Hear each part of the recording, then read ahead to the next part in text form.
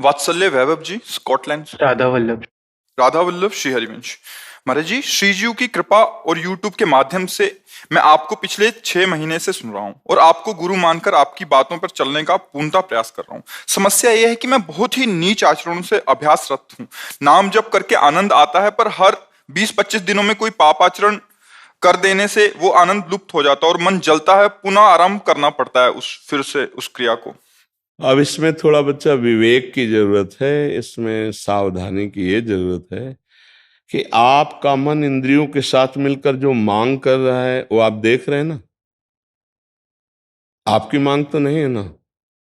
गौर से देखिए, बिल्कुल अंदर में, अगर आप हमारी बात तक पहुंच पा रहे हो, हर मांग मन में उत्पन्न होती है।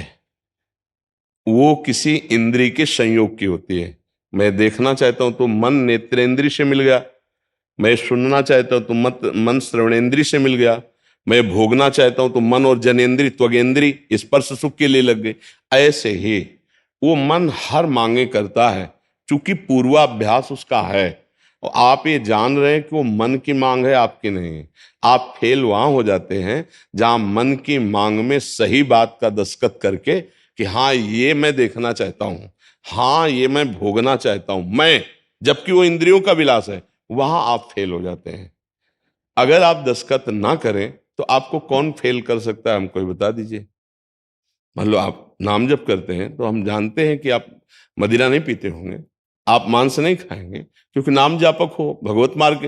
तो इतना निषेध क्या ब्रह्मचर्य खंडन में आप देखते हैं क्या?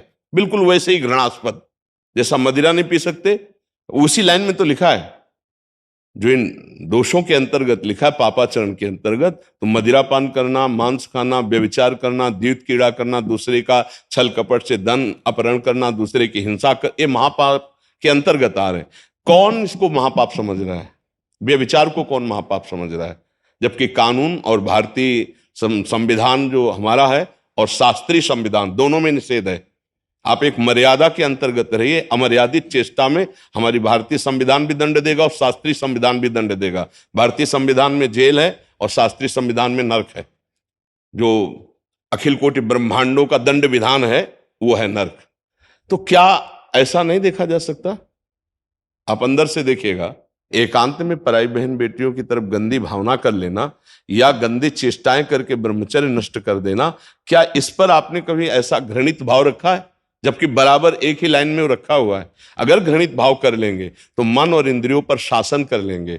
आपने मान रखा है कि ये उस तरह से पापाचरण नहीं है, इसमें सुख है, तो आप वो क्रिया कर लेते हैं। अंदर की बात देखिए, आप मानते हैं सुख है तभी तो ऐसा होता है ना। ये तो बाद का पश्चाताप बड़े बड़ों को होता है कि मेरे से गलती हो गई, नहीं होना चाहिए। लेकिन उस समय आपने ये माना कि ये गलत चेष्टा है, उस समय माना कि मैं पाप करने जा रहा हूं, उस समय माना कि ये मेरा सुख नहीं, ये इंद्रिय और मन का सुख है, नहीं मुझे वो कार्य नहीं करना जो नहीं करना है। ये स्थिति जब आएगी भजन बल से, तो आप निष्पाप होने लगेंगे। अभी 15 दिन में 20 दिन में गिरा देता है, धीरे धीरे 1 महीना बढ़ाओ, धीरे धीरे उस पर विजय प्राप्त कर लो। ये तो मार्ग है ना।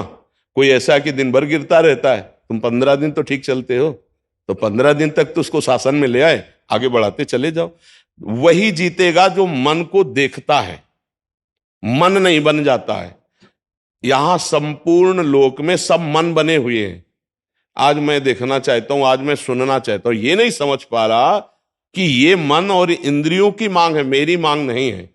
मैं तो इस मांग में दस्तखत करने वाला हूं। बिना आपके दस्तखत के मन और बुद्धि कुछ नहीं कर सकते। आप देख लीजिए, नहीं खाऊंगा, आप खवा दीजिए भला। जब अंदर से आता है कि नहीं इसमें सुख है, यद्यपि गलत है, पापाचरण के लिए दस्तखत कर दिया। अब आपके बस की बात नहीं, आपको हर क्रिया वही कराएगा जो करवाना है। बस इसी को समझना होता है। मन को हमें देखना है। आप मन को देखने वाले हैं, आप मन नहीं है। इतना अगर अध्यात्म का प्रवचन सुना होगा तो इतना पता तो चल ही गया होगा। और देखो, जो जिसे हम मेरा कहते हैं वो मैं नहीं कभी हो सकता। आप इस बात को समझ रहे हो ना? मैं और मेरा में अंतर है। मेरा होता है जो हमसे अलग वस्तु होती है, और मैं स्वयं में होता है। तो कभी ये बोला कि मैं मन ये चाह रहा है, मेरा मन ये चाह रहा है। जैसे मेरी टेबल, मेरा माइक, अब और नजदीक आते मेरा शरीर, फिर और अंदर जाते मेरा मन, मेरी बुद्धि। ये मैं तो नहीं हुआ ना। तो मेरे की मांग को मैं में क्यों बैठा लिया? मन ने आज हमको ये खाना है, मन रसेंद्री के साथ मिलकर के संकल्प किया, आप भोंदू बनकर के दस्तखत कर दिए, जी बड़ा सुख मिलेगा, ये खाएंगे, नष्ट कर दिया। मुझे खाना है, पहले जांच करो शास्त्र विरुद्ध बात तो नहीं मांग रहा, शास्त्र विरुद्ध है तो नहीं, दस्तखत नहीं होंगे। कुछ नहीं कर सकता, वो आपको बार बार प्रेरित करेगा, जलाएगा, पर उसको सह गए। यम ही न व्यथ्यन्ते पुरुषम पुरुषर्षव सम दुखा सुखाधीरम स्वमृतत्वाय कल्पते। जो उस दुख को, उस जलन को सह गया, वो बड़ा भारी अमृत पद का, परम पद का, ब्रह्मांड में सबसे बड़ा पद है, जो परमेष्ठी ब्रह्मा का पद उससे भी बड़ा पद है, परम पद, भगवान के श्री चरणों के समीप, भगवान के समान परमानंद का अनुभव लेना। मैं मन नहीं हूं, पक्की बात। मन में तदात्म भाव हो जाने के कारण मैं उसका निर्णय करना छोड़ देता है और मैं मान लेता है उसकी मांग को। मैं भोगूंगा, मैं देखूंगा, मैं सूंघूंगा, मैं चखूंगा, मैं सुनूंगा। मैं आज तो बिना सुने मैं नहीं रहूंगा, क्योंकि अब ये खतरनाक अज्ञान जीव से पापाचरण करा देता है। सारी जेलें भरी हैं इसी मैंने मन को स्वीकार कर लिया, मन ने मनमानी आचरण कर डाले।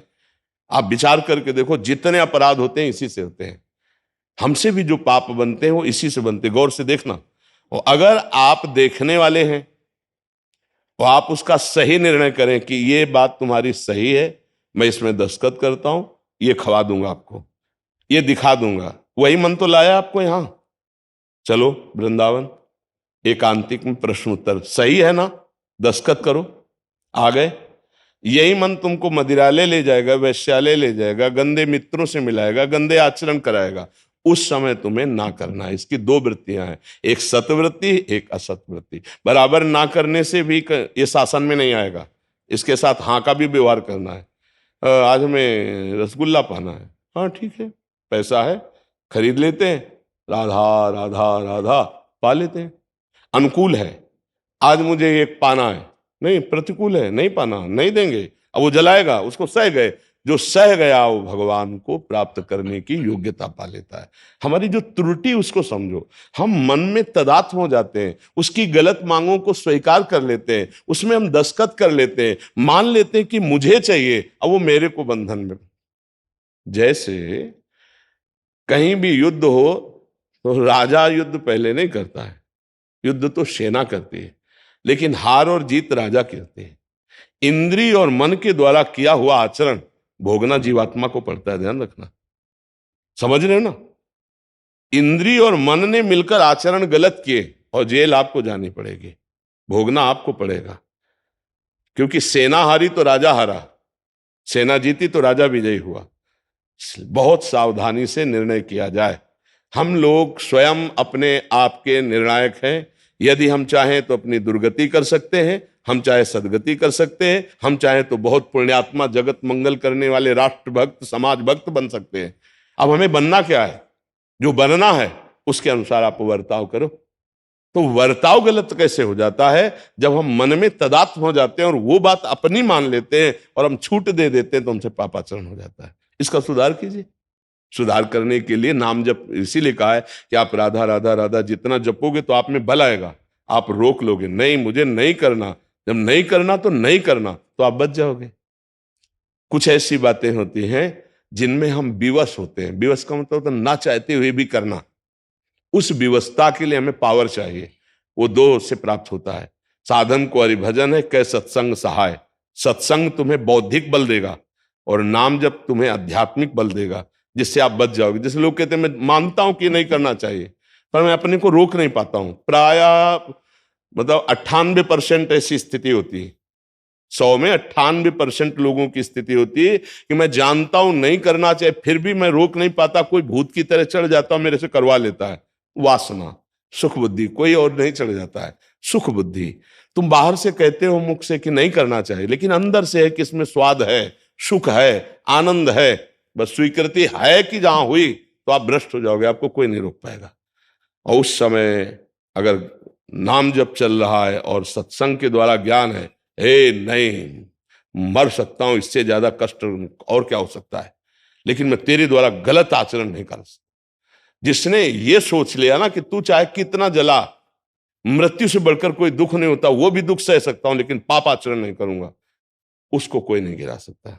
हम लोग बड़े फिसड्डी हैं, जहां जरा सा प्रलोभन आया तो निर्णय भूल जाते हैं कि गलत है या सही और कर बैठते हैं, फिर बाद में पश्चाताप होता है। जैसा आप कह रहे हो, ये केवल आपका ही विषय नहीं है, ये 98%, 2% इसलिए जो साधक हैं, जो अच्छे विवेकी साधक हैं, वो इसको शासन में ले लेते हैं, पर है बड़ा कठिन। पूरे जीवन युद्ध करना इससे, जब तक भगवत प्राप्ति ना हो जाए तब तक ये घसीट की माया में डाल देगा। इसका स्वरूप यही है।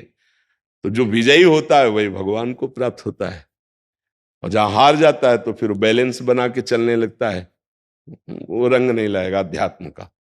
सच पे है? कोई संशय? राहुल कुशवाहा जी। राधा वल्लभ शेर भाई। राधे राधे महाराज जी। महाराज जी, भजन करना और जीवन यापन एवं कर्तव्य का पालन करने के लिए धन की आवश्यकता होती है। भजन करता हूं तो धन कमाने के लिए मन नहीं लगता, और धन कमाता हूं तो भजन में मन नहीं लगता। गलत बात, दोनों गलत बात है, भी सही रास्ते पे नहीं हो। चक्रवर्ती सम्राट अम्बरीश जी हैं और महाभागवत है, सुदर्शन चक्र उनकी सुरक्षा में रहता है, अंग रक्षा में भगवान का, और चक्रवर्ती सम्राट राजा होकर के संपूर्ण शासन करते हैं। 14 वर्ष भगवान श्री राम वनवास में है और भरत जी अयोध्या का राज्य संभाल चक्रवर्ती सम्राट पद का, और रात दिन भजन कर रहे हैं। अभी मतलब लाइन क्लियर नहीं अंदर की। कर्तव्य का पालन करना और भगवान का स्मरण करना दोनों साथ साथ होते हैं। हाँ, अधर्म के द्वारा कमाया हुआ धन में रुचि नहीं होगी, लेकिन धर्म पूर्वक धन कमाना, परिवार का पोषण करना, अतिथि सेवा करना, समाज के कोई ऐसा दुखी, ऐसा अनाश्रित दिखाई दे उसकी सेवा करना, ये तो भजन वालों का स्वभाव होता है। ऐसा कैसे हो सकता है? उसमें मन ही नहीं लगता है। नहीं, मन को लगाना होगा। आज उसमें नहीं लगता, कल किसी और में लग जाएगा। मन की कोई अभी आप सिद्ध थोड़ी हो गए कि एक स्थिति हो गई। कबहू मन रंग तुरंग चढ़े, कबहू मन सोच कर धन का, कबहू मन नारी पियारी लगे, कबहू मन त्यागी चले बन का। क्या भरोसा इसका? यही स्थिति है महाराज से। नहीं तो हम आपको सुना रहे हैं, तो ये अनुभव के सुना रहे हैं। क्या भरोसा इसका? एक मन में वृत्ति आएगी, गंगा किनारे रहकर भीख मांग के खाएंगे, भजन करेंगे, समझ रहे हो? थोड़ी देर में वृत्ति आएगी संसार की, ये रंग बदलता रहता है गिरगिट की तरह। इसका विश्वास नहीं करना चाहिए। इसीलिए धर्म से चलो। जो सत्संग सुनते हो, सदैव अपने कर्तव्य का पालन करते हो, वीर बनो, कायर नहीं। भगवान का दास वीर होता है। जय गिर चरण दे हनुमंता, चले उस गा पाताल तुरंता, जिम अमोघ रघुपति कर बाना, ये ही भांत चले हनुमाना। है इतने दयावान, इतने कृपालु परम महाभागवत राम काज के लिए जा रहे हैं, हजार हजार दैत्यों को पकड़ के ऐसे मसल रहे हैं। कछु मारेस कछु मर्देस, कछु मिलेस धरि धूरी, कछु पुर जाय पुकारे प्रभु मरकट बल भूरी। भगवान का दास कायर नहीं होता है। जो काम मिला तो राम काज कीन्हे बिन मोय कहां विश्राम।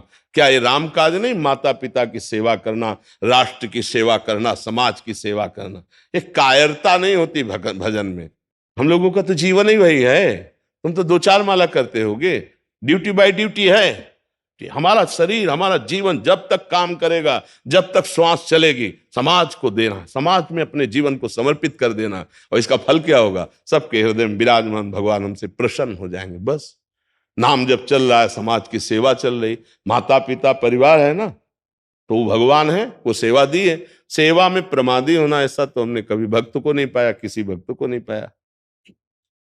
आप विचार करो, अगर आपका भजन करने से मन ऐसा उपदेश कर रहा है तो गलत कर रहा है। सेवा से बचने वाला मन कायर होता है।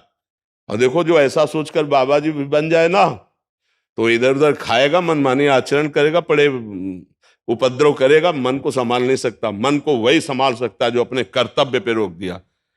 कर्तव्य पे रोकना सीखो, अपने धर्म पे चलना सीखो।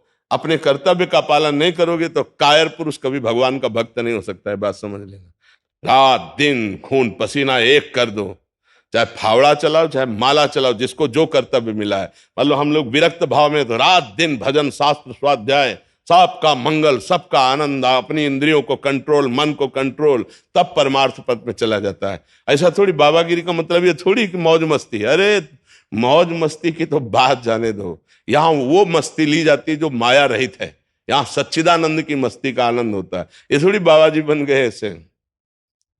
जब तक फाइनल नहीं होता तब तक कभी स्वीकार नहीं करना चाहिए, ना उपदेश देना चाहिए, ना समाज के समुदाय को स्वीकार करना चाहिए। पहले भगवत साक्षात्कार, फिर आगे। तो अब जैसे निवृत्ति और प्रवृत्ति दो मार्ग हैं।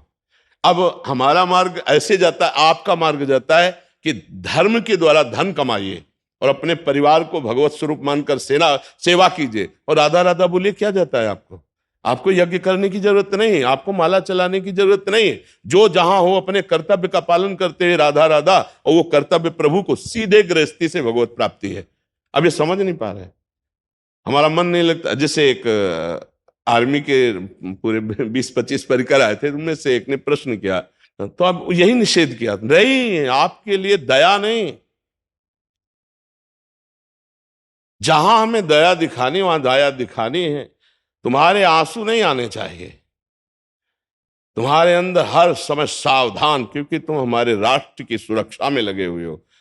दुश्मन पर अगर दया वृत्ति रही तो फिर ठीक नहीं है। हमारे अंदर चौकसी, देखो बताया नहीं, कोई समझ नहीं पाता भक्त का कैसा स्वभाव, परम करुणा में। तो हनुमान जी महाभक्त है ना, तो देखो दैत्यों को क्या कर रहे हैं, हजार हजार को लेके ऐसे मसल रहे हैं जैसे कोई स्नान के समय उपटन नहीं मर। हाँ, ऐसे भक्त का स्वरूप। अब जैसे हम राष्ट्र सेवा में हैं, राधा राधा राधा राधा राधा, जो मिला जैसी परिस्थिति वैसे निर्वाह की, तिरंगे की रक्षा के लिए प्राणों को पुष्प की तरह समर्पित कर दिया। ये वह थोड़ी कि अब हमारा मन न लगे या हम ये नहीं वो नहीं, ये सब नहीं चलता। हम जिस मार्ग में हैं हमें अपने कर्तव्य को देखना है। सदन जी यही काम करते थे और इतने बड़े महापुरुष थे। काम कितना घृणित, क्योंकि अपने कुल परंपरागत कर रहे और नाम जप, अपने बूढ़े माता पिता की सेवा। तो सारा ज्ञान उनके अंदर था। बड़े महान भगत जिनका चरित्र लिखा हुआ है, हम लोग समझें। रैदास जी महाराज अपना ही कार्य करते थे और इतना सिद्ध उनका कठौते का जल था। मन चंगा, उन्हीं का यह सूत्र है, मन चंगा तो कठौती में गंगा। बस नाम चल रहा है और अपना कार्य कर रहे हैं। हम लोग इन महापुरुषों के चरित्रों से शिक्षा लें, हम अपने कर्तव्य का पालन करें। देखो, जब आप अपने कर्तव्य का पालन नहीं करोगे तभी आप अशांत होगे, तभी आप चिंतित होगे, तभी आप भयभीत होगे। जिसको जो पद मिला है, जिसको जो कार्य, कोई किसान है, कोई व्यापारी है, कोई राजकीय विभाग में है, अपने अपने धर्म का पालन करे। और धर्म का पालन करने में दो बाधा पहुंचाते हैं, एक प्रलोभन और एक भय। इन्हीं में प्रयास कोई निकल पाता नहीं तो गिर जाता है।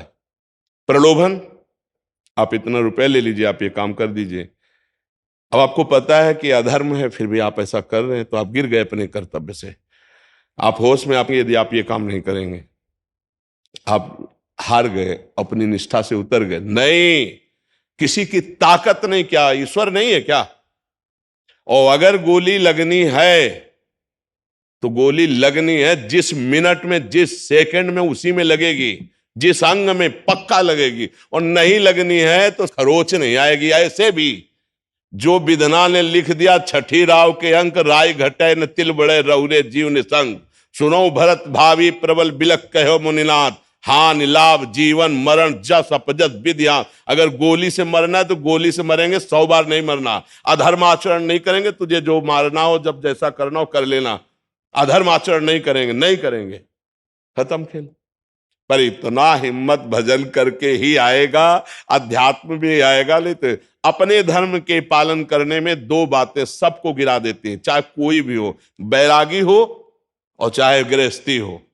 दो बातों में कदम खिसक जाते हैं नीचे। पहला है प्रलोभन, ये भोगो, ये भोगो, करो मनोरंजन, गए।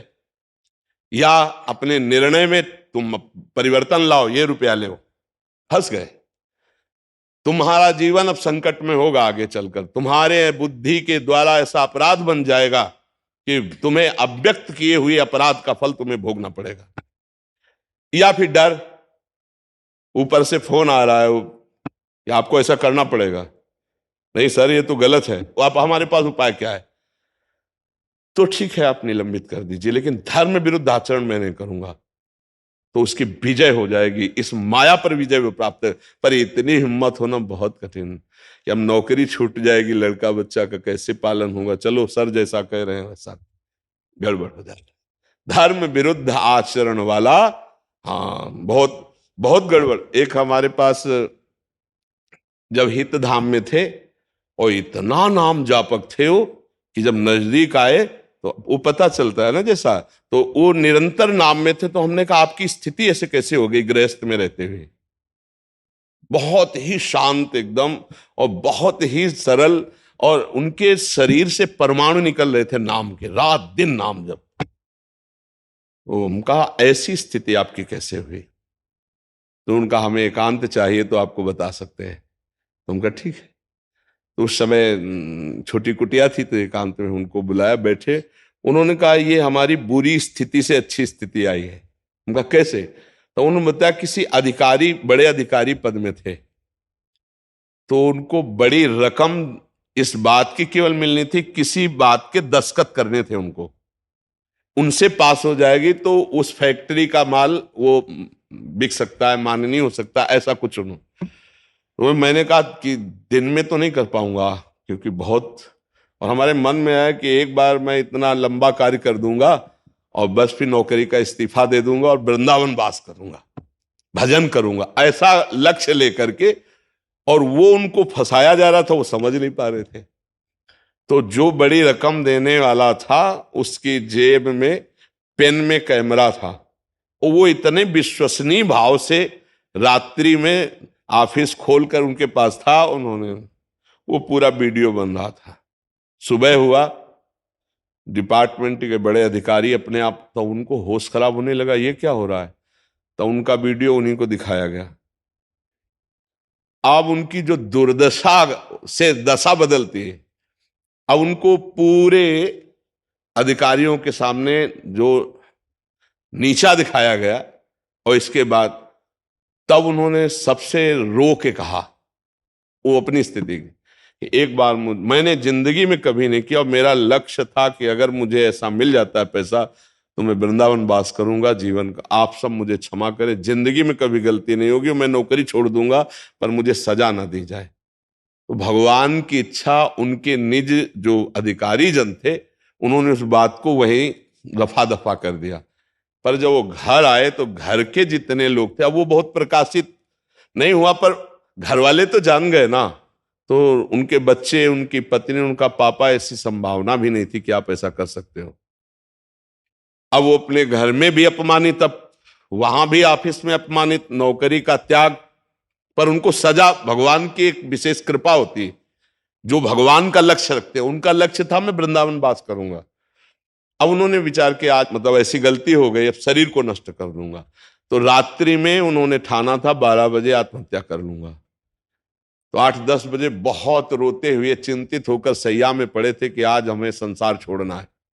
अचानक नींद आ गई, और उस नींद में उन्होंने देखा कोई संत आए और उनका, ए शरीर नष्ट करना महापाप है, देखो तुम्हारे ऊपर कोई बंधन नहीं रह गया, घर परिवार का रूप रंग तुमने देख लिया कि सब तुमसे नफरत कर रहे हैं, अब नाम जप कर, नाम जप कर, इसी से कल्याण हो जाएगा। बोले मैं उठ के बैठा, उनके वचन, एक मुझे वाणी सिराने अलौकिक ढंग से रखे मिली जिसका नाम सेवक वाणी, बस बोले उसमें नाम की महिमा जे हुई पढ़ी, बोले एक नया जीवन हो। उस दिन से आज तक बोले नाम हमारे जीवन में छा गया। देखो कैसी घटना घटी और परिणाम कैसा हुआ। आओ महाभागवत स्वरूप होकर के उनका शरीर पूरा हो गया है। हमारे गुरुदेव भगवान उनका आदर करते थे, इतना वो नाम जप करते थे। तो ये समझो कि अगर हमारे द्वारा असत क्रिया हो रही है तो उसका मतलब परिणाम बहुत गलत होता है। ये तो भगवान का कहीं ना कहीं आश्रय था तो बच गए, क्योंकि उनका लक्ष्य था वृंदावन वास करूंगा, तो भगवान ने बचा लिया। तो आप क्या समझते हैं, आपको कोई अधर्म आचरण में फंसा भी सकता है? ऐसा नहीं कि वो रकम दे रहा है तो ऐसा आपको फंसा भी सकता है, आपकी नौकरी जा सकती है, आपका जीवन संकट में पड़ सकता है। इसलिए भय और प्रलोभन, ये दो वस्तुएं हर एक साधक को, हर एक, चाहे वो गृहस्थ हो चाहे विरक्त हो, ये नष्ट करती है। इसलिए इन दो से बच जाए तो परमार्थ पुष्ट हो जाए, चाहे वो गृहस्थ हो या विरक्त हो। भय और प्रलोभन नहीं होना चाहिए। भय प्रलोभन अपने धर्म से भ्रष्ट कर देता है। क्या प्रश्न था? धन कमाता हूं तो मन भजन में नहीं लगता और भजन करता हूं तो। गलत बात है, उसको सुधार करो, ठीक है। हाँ, इसको मन को ऐसा सपोर्ट ना करो। परमार्थ में बहुत सावधानी से चले। हम सबसे प्रार्थना करते हैं कि भय और प्रलोभन को स्थान मत देना, अपने धर्म में रहना, अपने कर्तव्य का पालन करना, तो जीवन प्रकाश में हो जाएगा। नहीं तो बहुत हानि हो जाती है, इसमें बहुत हानि हो जाती है। मतलब कई तरह से हानि हो जाती है, उसको कैसे हम व्यक्त करें? कई तरह। कुछ नहीं होगा तो आप अपने आप को जलाओगे, आप चिंता भय शोक से भयभीत रहोगे, आपके अंदर एक अशांति जागृत हो जाएगी जो आपको चैन नहीं लेने देगी। और धर्म से चलोगे तो एक हृदय में शीतलता रहेगी, एक निर्भयता रहेगी, भगवान का भरोसा रहेगा। इसलिए देखो, कहीं ना कहीं आप पर भगवान की कृपा है। आप यहाँ सत्संग में आए हैं तो हमारी प्रार्थना मान लीजिए, भय या प्रलोभन से कभी धर्म का त्याग न कीजिए। कोई ऐसा आचरण अपने से न बन जाए कि जीवन में हम उसका प्रायश्चित न कर पाए। कोई ऐसी गलती न बन जाए कि हमारा हृदय हम ही को ग्लानि से भर दे, हम ही को जला दे। रुपया कोई महत्व नहीं रखता है, धर्म महत्व रखता है। धर्म से चलोगे, माना कि आपके पास नमक रोटी खाने को, लेकिन बहुत चैन से सोओगे, बहुत व्यवस्था या धर्म से कर लोगे तो घर में ही कलह खड़ी हो जाएगी, आपका चित्त ही अशांत हो जाएगा। आप देख लेना परिणाम में। इसलिए हमारी प्रार्थना, धर्म से चलिए, भय और प्रलोभन में मत फंसिए और नाम जप करते रहिए, तो गृहस्थ में रहते हुए भी आपको भगवान की कृपा प्राप्त हो जाएगी, आपका जीवन सार्थक हो जाएगा। राधा राधा। छोटी सी विनती है जी, मैं आपको चरणों में रख के मेरे को कोई दुख दे दीजिए, ताकि मैं श्री जी और आपको कभी भूलूं नहीं। बस कोई आप मेरे को दुख दे दीजिए। नहीं तो आप ये मांग लीजिए दुख सुख से परे कि आप स्मृति दे दीजिए, अखंड स्मृति ना। दुख को निमित्त बन, हाँ, तो दुख को निमित्त बना के स्मृति की मांग ठीक नहीं है। हमें क्या करना है कि आप दुख दो चाहे सुख दो, मुझे कोई परवाह नहीं, पर आप अपनी स्मृति दे दो, अखंड स्मृति। यस्य स्मरण मात्रेण जन्म संसार बंधनात् विमुच्यते नमस्तस्मै विष्णवे प्रभु विष्णवे। जिनका स्मरण जन्म मरण के बंधन से मुक्त कर देता है, अखंड भगवत स्मृति। राधा राधा राधा, कृष्ण कृष्ण कृष्ण कृष्ण। दुख सुख की तो चर्चा ही मत करो, भगवान से यही प्रार्थना करो कि हे भगवान, मुझे आप अखंड स्मृति, अव्यावृत भजन, निरंतर आपकी याद में मैं रोता रहूं, सुमिरन करता, यही जीवन का लाभ है। हाँ। राधे राधे महाराज जी। महाराज जी, मैं पिछले 10 सालों से शराब का सेवन कर रहा हूँ और 3 साल से तो एक भी दिन ऐसा नहीं है जिस दिन ऐसा नहीं किया हो। डॉक्टर ने लीवर खराब बता दिया, फिर घर वालों ने नशा मुक्ति केंद्र में भी डाल दिया। बट जब आपने बताया कृष्णाय वासुदेवाय वाला मंत्र, तब इसका स्मरण किया, घंटों तक किया, और ऐसा चमत्कार हुआ कि मैं ठीक हो गया और व्यसन छोड़ भी दिया। पर महाराज जी, मन अभी भी बार बार भटक कर व्यसन की ओर जाता है। हाँ, अरे उसको रोकना होगा। मन की मांग आपकी मांग नहीं है, बस सारी समस्या ही भाई फंसती है। मन की मांग को अपनी मान करके आपने हालत खराब कर ली अपनी। देखो, ये आपकी अवस्था लीवर खराब होने की है। आपने अपने मन की बात मान करके आपने हालत खराब कर दी ना अपनी। तो ऐसे गंदे सलाहकार की बात क्यों मानते हैं? मन जो चाहे वो तुम्हारी चाह होती है क्या? यही तो आप गलती कर रहे हैं। मन को जलाना नहीं आता आपको, वो आपकी जलन नहीं होती जब आप ना करते हो और वो जलता है, वो खुद जलता है। और मन जितना जलेगा उतना पवित्र होता चला जाएगा। इस बात को कोई समझ नहीं पा रहा है। अभी वृंदावन में हो महाराज जी 10 दिन का, तो बिल्कुल मन मतलब बिल्कुल नहीं जाता, क्योंकि बार बार डर लगता है कि अब जैसे ही वापस जाएंगे घर में तो फिर वहीं दौड़ेगा मन। नहीं, मन दौड़े तो दौड़ने दो। जब भी ये जाप करता हूँ कृष्णा वासुदेव, इससे बहुत मतलब हिम्मत मिलती है इससे, हाँ, बहुत ज्यादा। आप आज हमारे सामने नियम लो कि हम शराब नहीं पीते। महाराज जी, वो तो नियम तो ले नहीं, ऐसा नियम नहीं। नहीं नहीं नहीं नहीं, आपको नियम इस तरह का लेना है कि मन चाहे 1000 बार कहे, जीवन में चाहे 1000 मित्र कहें, पर मुझे नहीं पीना है। हाँ, अब मन जब आपका कहेगा ना, तो उसके विरोध में खड़े हो जाओ, मैंने नियम लिया नहीं पीना, वो शांत हो जाएगा। ये आपको 100 बार 1000 बार कहेगा, आप इसको हर बार ना करेंगे, ये आपके अधीन हो जाएगा। आपको नहीं पीना है। देखो जिंदगी बहुत थोड़ी बच्चा, अब अभी मान लो इस हालत खराब होती चली जाए तो क्या जीवन का, अभी तो बहुत कीमती जीवन, कैसे तुम्हें बताए, एक एक श्वास इतनी 50 वर्ष मेहनत करके रुपया कमाया और आखिरी श्वास हो पूरी संपत्ति दे दो तो एक श्वास नहीं बढ़ेगी। बोलो ऐसी श्वासों को तुम शराब पी के व्यर्थ गंवा दिए। अरे चाहते तो इन श्वासों से सच्चिदानंद भगवान की प्राप्ति कर लेते। तो अब गलती ना करो। थोड़ा हमारी प्रार्थना है कि व्यायाम जरूर कीजिएगा।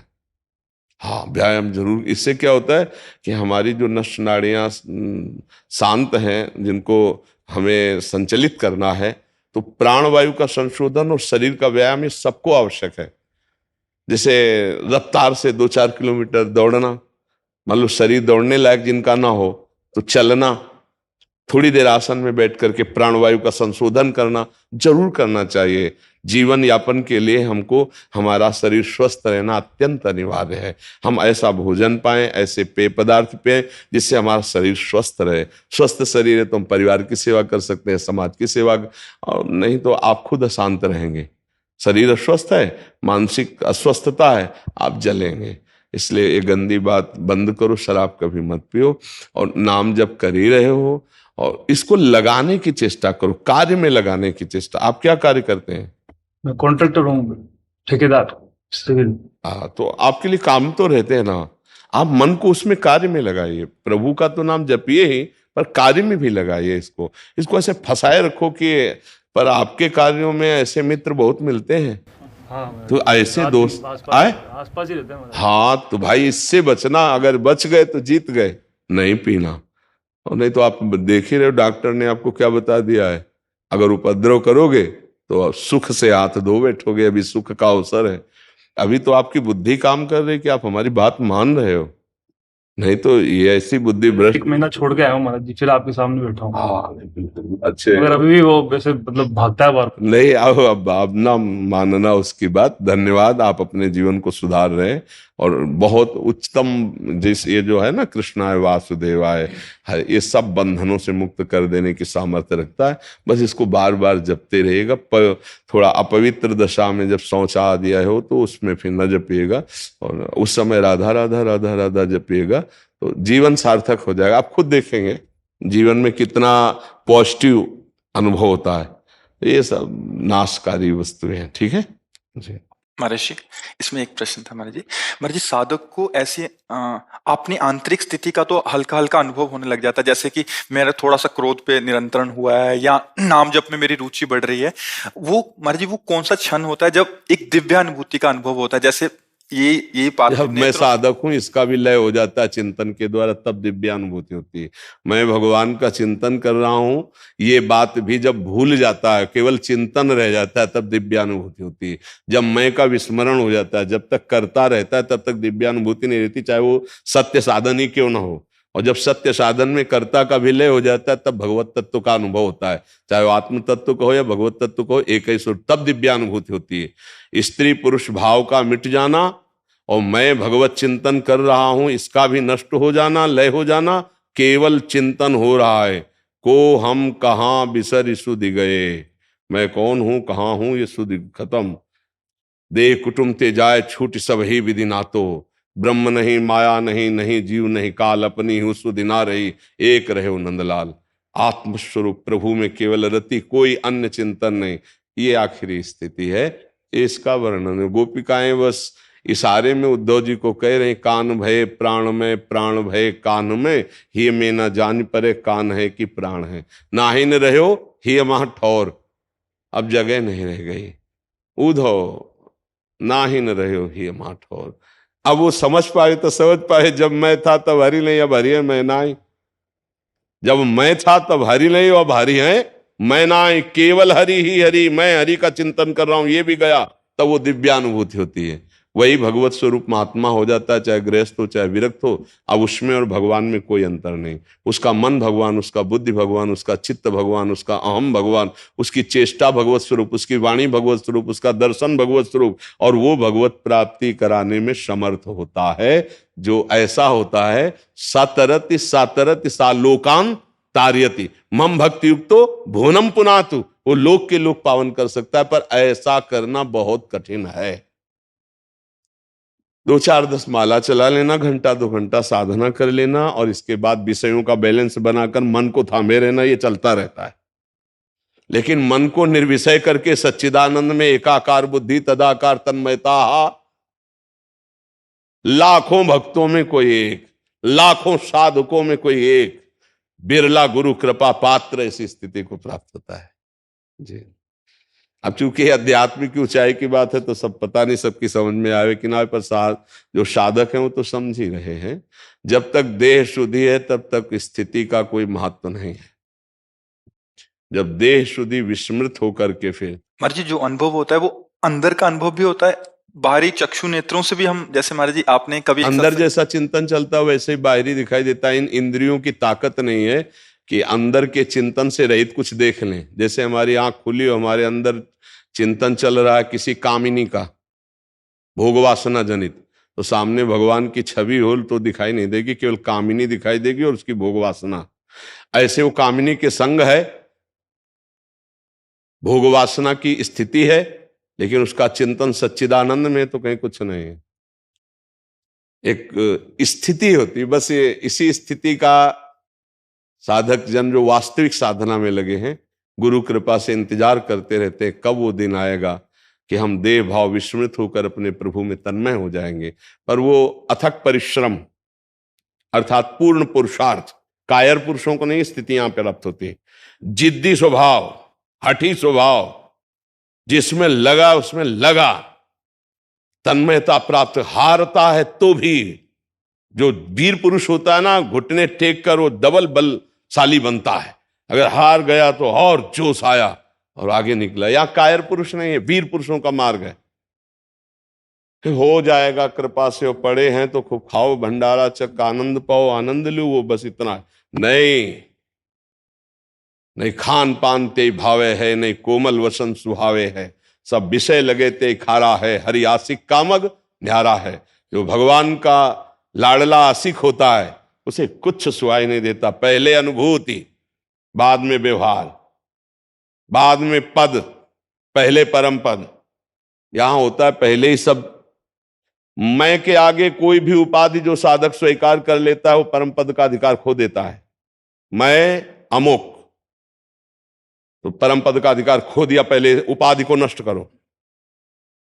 कोई उपाधि नहीं, अकिंचन, अनाश्रित, अशरण, तब जाकर के उसकी शरणागति और महान उस तत्व को प्राप्त करता है। लेकिन असंभव है। जब यहां के पद मिलते हैं ना, नहीं हमें कोई उपाधि नहीं चाहिए, हमको प्रभु चाहिए। हमें प्रभु की अनुभूति करने के लिए निकले, प्रभु की अनुभूति। तो ये तन्मयता के बिना अनुभव में नहीं आता। जैसे थोड़ा भजन कर लिया, फिर विषय भोगों में रत है नाना प्रकार, ये एक सुकृत जैसा हो रहा है, लेकिन भगवत तत्व का बोध करने वाली साधना तो नहीं हो रही ना। उसके लिए फिर एक आग पैदा होती है। दर्श बिन दुख न लागे नैन, जब से तुम बिछड़े पिए प्यारे कबो न पायो चैन। वो एक अंदर ही अंदर नाम जब चल रहा है, एक व्याकुलता है। कभी एकांत में रोता है, कभी प्रभु से विनय करता है, मानो बात कर रहा हो, प्रभु कब मिलोगे, कैसे, कहां जाऊं, किसके चरण पकड़ूं, क्या उपाय करूं, मेरे प्रभु मुझको मिल जाए। ये लगन ब्रह्मादिक के भोग सब विषम लागत ताई, नारायण ब्रज चंद की लगन लगी है जाए। वो व्याकुल घूमता है। देखो ये मार्ग अब बार बार कह रहे सूरवीरों का मार्ग है। जैसे सूरवीर के घाव होता है ना, तो वो हताश या निराश नहीं होता, उसको और एक वीरता आती। और कायर खून देख के भाग पड़ता है। तो जहां कोई विपत्ति आई, निंदा हुई, उपहास हुआ, तो बोले यार जब से भक्ति शुरू की ना तब से बड़ी परेशानी है, भाग पड़ा, कायर है। वीर पुरुष और के अब रंग आएगा।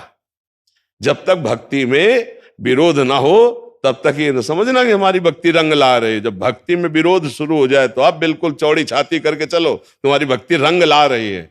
डंडे में झंडा फहराता है। डंडा होते हैं विरोधी, प्रतिकूल, तब भक्त का झंडा। आज तक किसी भक्त का यश हुआ है तो उसके नीचे डंडा विरोधियों का लगा रहा है। मीरा जी तो देवरई, विक्रम राणा भारी विरोध, नरसिंह जी तो उनकी भाभी जी विरोध में, विभीषण जी तो भैया रावण, विरोध घर ही में पैदा करके ऐसा समाज का विरोध, लोक व्यवहार का विरोध। तब समझे कि हाँ भक्ति अब रंग ला रही। जब उपहास हो, गालियां मिले, हर तरह के संकट उपस्थित हो जाए, तब मस्त हो जाओगे, अब हमारी भक्ति रंग लाने वाली है, भरी मिलने वाले। तो ये कायरों का मार्ग नहीं है, ये सूरवीरों का मार्ग। इसीलिए नाम जप करो, नाम जप से आप में बल आ जाएगा, नाम जप से आप में ज्ञान आ जाएगा, नाम जप करने से दिव्य अनुभूतियां, दिव्य महापुरुषों का। आपको अंदर की बात बता रहा हूं, हृदय की। जैसे हम राम राम जपे तो जितने राम जापक संत हैं सबका कृपा प्रसाद मिलेगा। हम राधा राधा जपे तो जितने राधा जापक संत हैं सबका कृपा प्रसाद। हम प्रणव जप रहे हैं गुरु प्रदत्त, तो जितने प्रणव जपने वाले महात्मा हैं सबका कृपा प्रसाद, तब वो सिद्ध होता है।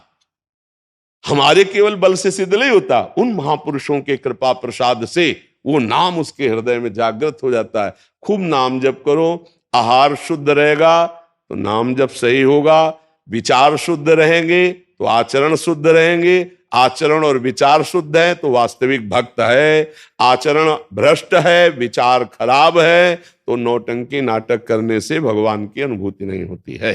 पक्का समझो, चरित्रहीन चाहे गृहस्थ हो चाहे विरक्त हो, कुछ नहीं है उसके पास। चरित्र पहला प्रमाण है कि आपकी साधना ठीक है, विचार आपका प्रमाण है कि आपका भजन ठीक है। तो बस हम अपने विचारों से पावन रहें, चरित्रों से पावन रहें, तो देखो पावन प्रभु का नाम कितनी जल्दी आपकी दिव्य अनुभूतियों का पिटारा खोल देगा। एक से एक दिव्य अनुभूति अब आपके हृदय में होने लगी। फिर बता नहीं सकते आप, पक्का समझिए। आप किसी को बताते हैं कि आप कितने रुपया बैंक में जमा किए हो, कितने जेब में है? चुपचाप रखें। कोई कहे क्या है, कुछ नहीं, ऐसे खुजली हो रही थी, नहीं। और स्वप्न में भी अगर एक महात्मा आ गया है तो माइक से बोलेंगे, हमें स्वप्न में अमुक महात्मा, क्यों? वाह भाई, तुम्हें स्वप्न में हम, इसका मतलब अनुभूति नहीं हुई है, क्योंकि असली धनी अपने धन को छुपाता है। गांव का गरीब आदमी अगर 500 रुपया पाता है ना, तो 50 पैसा का उस समय जैसे पान लगता था, तो वो 500 निकालेगा, क्योंकि गरीब आदमी ना दिखाने के लिए कि मैं धनी हूं। और धनी होगा तो 4 जेबों में छोड़ो कि 50 पैसा है कि, अगर कम वाला निकालेगा, समझ रहे हो? जो असली भजनानंदी होगा वो जब बात करे ना, कहेगा भाई बहुत नीच और अधम हूं, बस आप सबकी कृपा का ऐसा। और जहां 2-4 माला होते हैं तब लगता है कि आप तो बाबा जी होके उतना भजन नहीं करते जितना हम गृहस्थों के कहे ना कहे, अंदर रहेगा। अंदर कमजोर भजनानंदी का अहम बढ़ता है, और गुरु कृपा पात्र भजनानंदी के अंदर दैन्यता बढ़ती है। क्वाहम तुच्छा परम अधमा प्राण हो गर कर्मा। देखो महान भजनानंदी हनुमान जी, असमय अधम सखा सुन मोहू पर रखिए। जहां भजन है वहां दैन्यता है, जहां अहम है वहां विकार है। भजन का नाटक हो सकता है, भजन नहीं। अहंकार में भजन नहीं होता, उसमें भजन का नाटक होता है। और दैन्यता में नाटक नहीं होता, भजन होता है। इसलिए छोटी मोटी अनुभूतियों की कभी चर्चा भी ना करें। जिसका 1 अरब लक्ष्य हो उसे 100 रुपया दे तो खुशी होगी क्या? जिसका भगवान लक्ष्य है उसको छोटी मोटी अनुभूतियों से खुशी होगी क्या? वो और जल जाएगा। नहीं, मुझे आप चाहिए, छोटी मोटी अनुभूतियां सिद्धियां नहीं, मुझे आप चाहिए। भक्त को छोटी मोटी सिद्धि, छोटी मोटी अनुभूतियां कुछ नहीं। महान भूमा सुख की प्राप्ति के लिए अल्प सुख को वो त्यागता चला जाता है, तो उस महान सुख का, वो अपने लोग क्या छोटी सी अनुभूति अल्प सुखों में राजी हो जाते, तो भूमा सुख का अधिकार खो देते, और वो पलट करके विषय सुख में गिरा देता है, हम समझ नहीं पाते। ये अध्यात्म का मार्ग है, तो इसलिए अपनी अनुभूतियों को छुपाया जाए और खूब नाम जप किया जाए, अपने चरित्र की सुरक्षा की जाए, अपने आहार को पवित्र रखा जाए, अपने विचारों को पवित्र किया जाए। जी। नेहा जायसवाल जी, वाराणसी से। राधा वल्लभ श्री हरिवंश महाराज जी, आपके चरणों में कोटि कोटि प्रणाम। भगवान की बलवती माया बड़े बड़े ज्ञानी और सिद्ध जनों को भी प्रभावित कर देती है, तो हम जैसे संसारिक माया में फंसे हुए जीव कभी पैदल चलने वाले की टोल में चुंगी लगती है क्या? है? बड़ी गाड़ियों की लगती है, गाड़ियों की लगती है। भजन करने वाला आदमी जानते हो कैसा होता है? तृणादपि सुनीचेन तरोर्यु सहिष्णुना अमानिना मान देन कीर्तनी यह कभी माया परीक्षा नहीं ले सकते, कभी चुंगी नहीं लग सकती। बड़े बड़ों की लग जाएगी। तुम ज्ञानी हो, दो प्रश्न का उत्तर माया प्रश्न कर रही। लेकिन जो तृणादपि सुनीचेन, जो अपने को तृण से भी नीच समझता है, वृक्ष से भी अधिक सहनशील, भगवान के नाम जापक में सामर्थ्य होती है ऐसी। जो दूसरों को मान देता स्वयं अमानी रहता है, सदैव भगवान का नाम जप करता रहता है, माया कभी उसको परास्त नहीं कर सकते। मामे ये प्रपद्यन्ते माया में ताम तरंते थे। कुछ बनोगे तो प्रश्न हो जाएगा। भगत तो भगत के लक्षण होते हैं, आप प्रश्न माया रख देगी, पार हो। कुछ नहीं, भगवान के चरणों में है। बड़े नीच हैं हम, बड़े अधम। देखो भक्तों की भाषा देखो, जैसे हनुमान के असमय अधम सखा सुन, विभीषण जी से कह रहे असमय अधम सखा सुन। सबरी जी कह रहे अधम ते अधम अधमत हित महाप्रभु कह को हम तो छा परम अधमा प्राण होगर कर्मा, कुछ न बनो। बोले हम संत तो परीक्षा माया करेगी। संत के लक्षण होते, आप इनमें पास होइए फेल हो जाओगे, भक्त फेल हो जाओगे। तृणादपि सुनीचेन, चैतन्य महाप्रभु कहते हैं तृण से भी नीच अपने को जो समझता है तो वो पार हो जाता है। जैसे आप कहते हैं ना कि फिर हम लोग किस गणना में है, किसी गणना में नहीं, इसीलिए तो पार हो जाओगे। जो कोई उपाधि, कोई पद, कोई योग्यता, फिर प्रश्न आ जाएगा।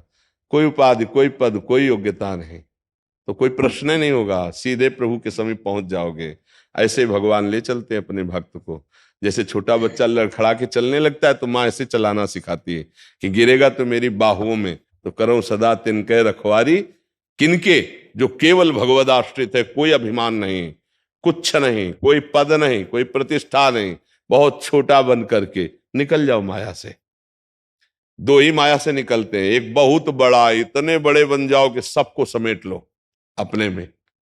अहम ब्रह्मास्मि ज्ञान, वही ब्रह्म स्वरूप में तन्मय हो गया, कोई नहीं बचा। साप चराचर जगत ब्रह्म में, सर्वम खलमिदम ब्रह्म, और वो ब्रह्म मेरा स्वरूप, मेरी आत्मा, सब आत्मस्वरूप, खत्म। इतने बड़े बन जाओ, और या इतने छोटे बन जाओ, तृण से भी अपने को लीच समझ लो। ये भक्त होता है, वो ज्ञानी होता है। अब बीच वाले नहीं, इतने बड़े बनो कि कोई तुम्हारे अलावा रह ही ना जाए, तो बड़ा कठिन होता है। ज्ञान के पंथ कृपाण के धारा, परत खगेश लगे नहीं बारा, गिरने में देर नहीं लगती है। इसमें नहीं, इसमें भगवान का भरोसा, अपने को नीच समझना, तो चुपचाप सर झुका के निकल जाओ, यहाँ कोई प्रश्न नहीं करेगा माया का। बड़ों में प्रश्न होता है, जो ना पूरे बड़े बने और ना पूरे नीचे बने हैं, ये जो बीच में चल रहे हैं ना, इसी में सब प्रश्न होता है। जहां कहीं अहम आया, माया प्रश्न खड़ा कर देगी। जब गरुड़ जी व्याकुल हैं तो भगवान शिव उमा जी से कहते कि मेरे पास भी आए थे, लेकिन हमने गौर से देखा कि गरुड़ जैसे महाज्ञानी को ये कैसे संशय हो सकता है। तब देखा कि कीन हो इसका बहु अभिमाना, सो खोवंचा कृपा लिधाना, का अभिमान किया हमें लगता है, इसीलिए माया ने भ्रम पैदा कर दिया। जाओ, कैसे अभिमान दूर होगा, पक्षियों के राजा हो, जाओ काकभूषुंड जी के पास और वहां बैठो जमीन में नीचे, तो तुम्हारा अभिमान दूर हो जाएगा। भगवत कथा सुनो। गरुड़ महाज्ञानी गुण राशि स्वयं भगवान के वाहन, उनको संशय कैसे? कहीं भी जहां अभिमान आ गया वहीं प्रश्न खड़ा हो जाएगा। अभिमान रहित दैन्य भाव, तो माया नाम की कोई वस्तु ही नहीं है जो आपको परास्त कर सके। मां माने नहीं या माने जो है ही नहीं, वो परास्त क्या करेगी? रस्सी में सांप दिखाई दे रहा था, फनकाड़े, लेकिन जब नजदीक गए तो रस्सी ना, वो कभी सांप था ना है न रहेगा। ऐसे ही मत्ता परतरम नान्यत किंचित अस्ति धनंजय, भगवान कह रहे हैं धनंजय अर्जुन, मेरे सिवा कुछ नहीं है। ये जो भगवान में माया भास रही है, ये अज्ञान के कारण, केवल भगवान ही भगवान। जैसे रस्सी में न सांप था ना है, पर दूर से ऐसा लग रहा है फनकाड़े बैठा हुआ है। अब या तो इतनी लंबी टार्च हो आपके पास कि सीधे आपको रस्सी दिखाई दे, वो है ज्ञान। या पहुंचा हुआ कोई पुरुष हो, उस पर विश्वास कर लो कि देख भैया मैं नजदीक खड़ा हूं, काट नहीं रहा, ये रस्सी है, वो है गुरुदेव। गुरुदेव के वचनों पर विश्वास कर लो। माया नाम की कोई वस्तु नहीं, केवल श्री कृष्ण ही श्री कृष्ण है। तो दैन्य हो जाओ और नाम जप करते हुए निकल जाओ। पर यहाँ ऐसा नहीं होता। हम लोग 11 माला 20 माला किए तो अभिमान आ जाता है, नहीं मैं भगत हूं, फिर प्रश्न आ जाता है, लो भगत के लक्षण दिखाओ, तो आप फेल हो जाते हैं। परीक्षा तब होती है जब हम कुछ बन जाते हैं, भगत बन जाते हैं, भजनानंदी बन जाते हैं, तपस्वी बन जाते हैं, त्यागी बन जाते हैं, तो दिखाओ त्याग। भेजेगी माया प्रश्न, फेल हो जाओगे। क्या करे, सबसे छोटे बन जाओ, कहीं चुंगी नहीं लगेगी। पैदल वाले से कहीं चुंगी नहीं लगती, ले हाँ बिल्कुल, तृणादपि सुनी चेल तरोरी उससे सुनना।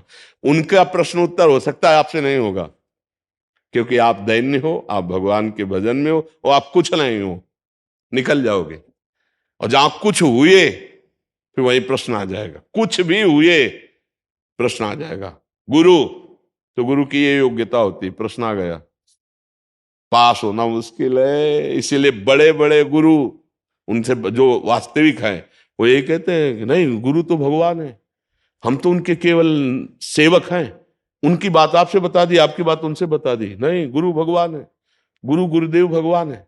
हर गुरु से पूछो, कहेंगे हमारे गुरु वो, हमारे गुरु वो, हमारे गुरु। और सब जगह जब जाकर के अंतिम में पहुंचे तो वंदे कृष्णम जगत गुरु, आए ना वही, बस यही बात। कुछ नहीं बनना, कुछ बन गए तो प्रश्न आ जाएगा, कुछ भी बने हो, आप बनने में सबको सुख मिलता है, तो माया प्रश्न कर देगी, तुम हो, लो भक्त। देखो एक बड़ा सूक्ष्म विषय तुम्हें बता रहे हैं।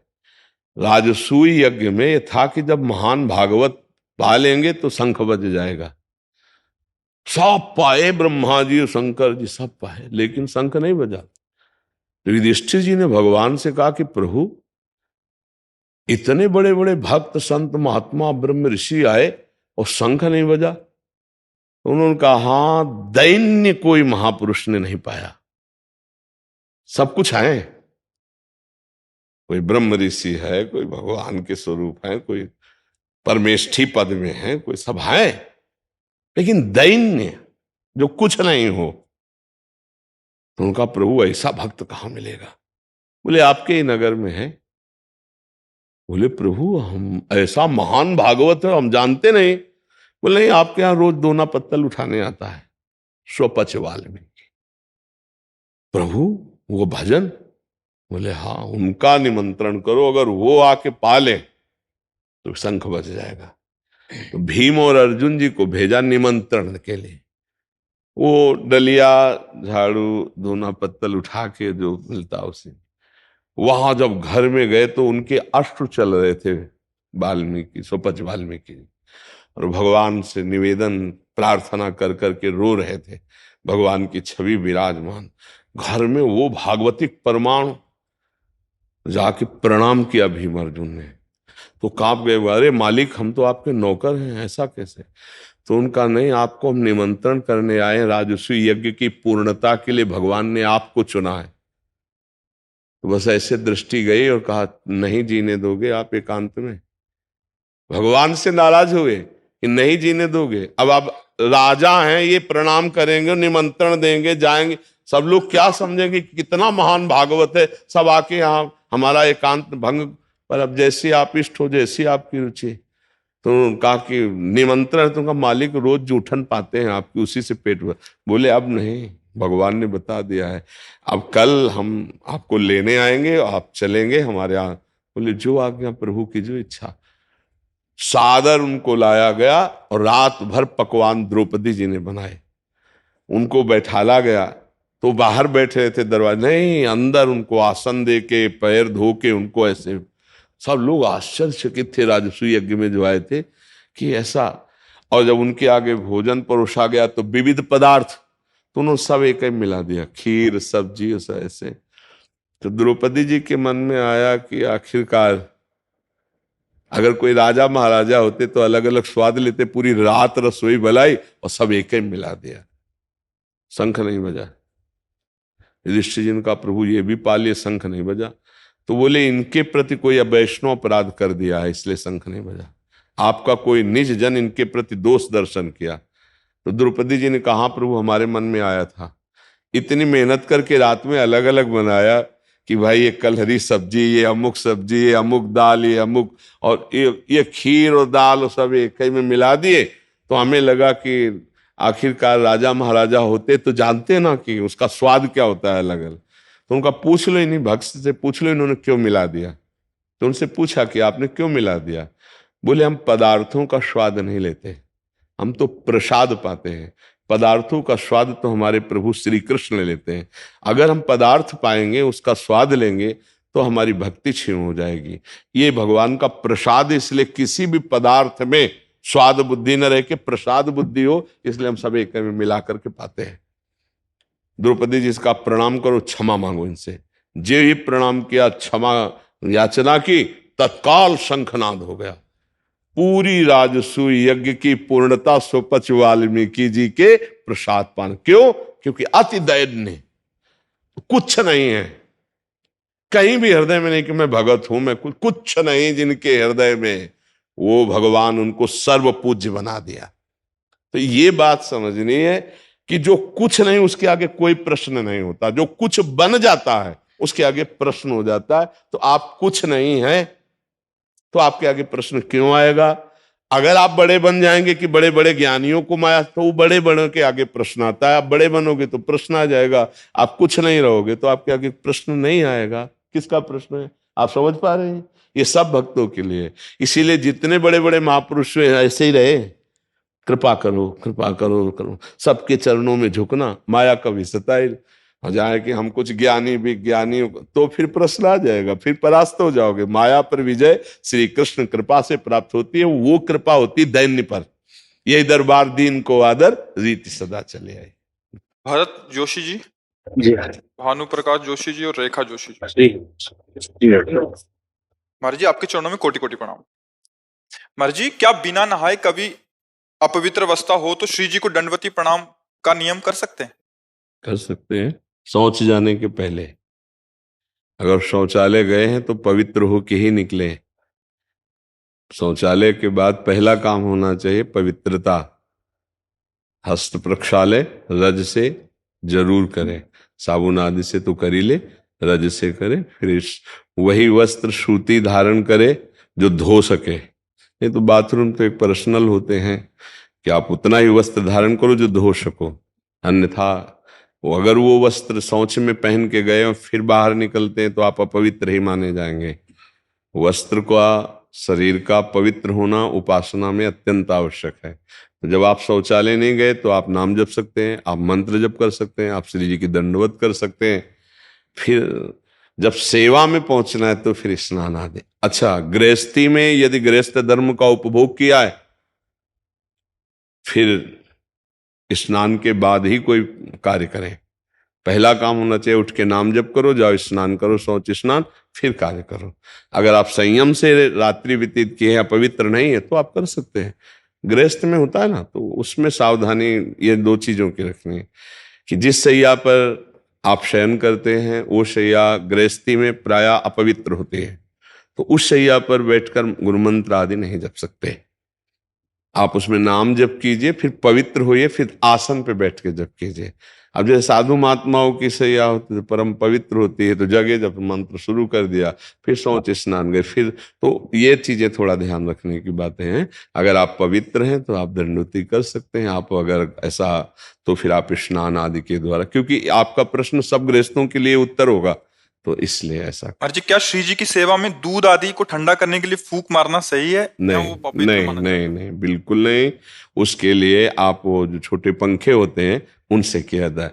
क्योंकि हम, अगर आपको चेक करना है तो जैसे हम बात कर रहे हैं, आप ऐसे शीशा या कुछ आप रख दीजिए, कागज ही रख दीजिए, तो हम चाहे जितना संभाल के बोले छिट्टियां आ जाएंगी, क्योंकि इसमें रस निकलता रहता है। तो जब ऐसे करेंगे तो हमारे थूक के साथ कोई न कोई कण गिरेगा, वो अपवित्र हो जाएगा, भोग लगाने योग्य नहीं होगा। कुछ भी ऐसे नहीं। अगर रसोई भी बनाने का नियम है तो उसमें फोकनी रखी जाती थी, ऐसे डालेंगे तो वायु वहां शुद्ध होके जाएगी, बीच में जैसे कण भी थूक के निकले तो वो फोकनी में ही रह जाएंगे। तो अग्नि पवित्र और रसोई पवित्र बन रही है। कुछ पवित्रता का जो निर्वाह है, ठंडा करने के लिए छोटे पंखे आते हैं, ऐसे हाथ से पंखे कर दिए, थोड़ी देर में ठंडा हो गया उचित, और फिर भोग लगा दिया। मुख से तो ना करें ऐसा। और रसोई बनाते समय बातचीत करने के लिए भी मना किया गया है, क्योंकि हम जैसे आटा लगा रहे हैं, बातचीत कर रहे हैं, अगर चिट्टी पड़ गई तो भोग लायक नहीं रहा। हम अंदर नाम जप करें, बात करना है, जैसे गुरुजनों से जैसे बात की जाती है ना, जैसे खड़े होकर बात करना हो, तो ये पद्धति है। ऐसे करके बात की जाती है। उसे सभ्य जो पुरुष बात करेगा अपने गुरुजनों से, श्रेष्ठ जनों से, तो ऐसे बात करेगा जी, ऐसे कि कहीं मेरी थूक की छिट्टी सामने मतलब ना चली जाए, ऐसे करके बात करेगा। तो ऐसे ही हम जैसे रसोई बना रहे हैं, हमें कोई बात करनी तो ऐसे रसोई से हट के जी ऐसे बात किए कि हमारी कहीं रसोई जो अमनिया हो रही उसमें कहीं आवाज के उच्चारण मात्र में कहीं थूक की छिट्टियां ना चली जाए। तो ये पवित्रता भाव सारा खेले ना, मेरी श्री जी भोग पाएंगी, तो भाव है ना, तो ऐसा कर लो। महाराज जी, क्या श्री जी के प्रसादी पुष्पों को गौ माता को आहार के लिए दे सकते हैं? जरूर दे सकते हैं, अगर वो सम्यक पा जाए तो। अगर वो छोड़ देती हैं तो एक किनका भी प्रसादी पुष्प का जो श्री जी के श्रृंगार में लगा है, उस पे जब आपका पैर पड़ेगा तो सारे पुण्य नष्ट हो जाएंगे। इसीलिए उसको सुव्यवस्थित करके, जैसे हम यमुना जी, गंगा जी जहां धाराएं हैं, तो धारा से 10 हाथ पहले बालू खोद लें और खोद के उसमें नीचे करके ऊपर से बालू डाल देते हैं। जब गंगा जी की बाढ़ आएगी तो उसमें, और वो अंदर ही वहीं रेती पे है तो परम पवित्र स्थान है, और किसी के ऊपर बालू कर दिया तो अब पैर किसी के लगने वाली बात नहीं रह गई। ऊपर से, क्योंकि ये पृथ्वी भगवान शेष जी के फड़ पे ही तो टिकी है, कहते नीचे तो है तो भगवान है, शेष जी के फड़ पे टिकी हुई है। तो हम ऐसे मर्यादा से कर लें। जैसे हम गाय को डालेंगे तो हमें लगता है सम्यक वो प्रसाद भावना से गाय तो पाएगी नहीं, तो गाय माता ने पूरा खा लिया था लेकिन गुलाब के पुष्प छोड़ दिए थे। तो वही हम कह रहे, एक भी पंखुड़ी अब वो पैर में पड़ेगी तो हमारी उपासना भंग हो जाएगी। पवाने में कोई दोष नहीं। मान लो गुलाब का फूल प्रसादी होता था, हम ही पा लेते हैं। श्री जी ने विराजमान, मान लो राधा नाम विराजमान है, वो गुलाब के फूल में विराजमान, तो पूरा प्रसादी है, तो प्रसादी हम पा लेते थे। तो वो बात अलग है। अब अगर एक, जैसे हमें राधा वल्लभ लाल जी की प्रसादी माला पहनाए जाते हैं तो सबसे पहला काम ऐसे करते हैं, वैसे कहीं पंखुड़ी ना गिर जाए। प्रसादी का बहुत बड़ा महत्व है, तो इसलिए ऐसा हमें लगता है कि उसे एकत्रित करते जाओ, और फिर जब महीना 2 महीना में कहीं पावन सरोवर, नदी आदि के समीप जाओ तो खोद करके उसे हम गाड़ देते हैं। क्योंकि प्रवाहित करने पर ये होता है कि लहरों के द्वारा फिर किनारे लगा तो किसी के पैर में लगे।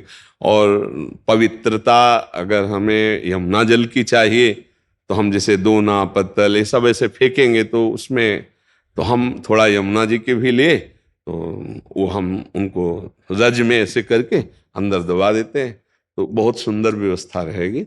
उससे वो दबे भी रहेंगे। गाय आदि को देने में थोड़ा छोड़ भी सकते हैं, मतलब कितना भी करें, पंखुड़ी तो नहीं। अब अपने लोग तो एक एक बिनेंगे ना कि श्री जी की प्रसादी, पर वो आहार रूप में लेंगे ना, तो इसलिए थोड़ा सावधानी की जाए।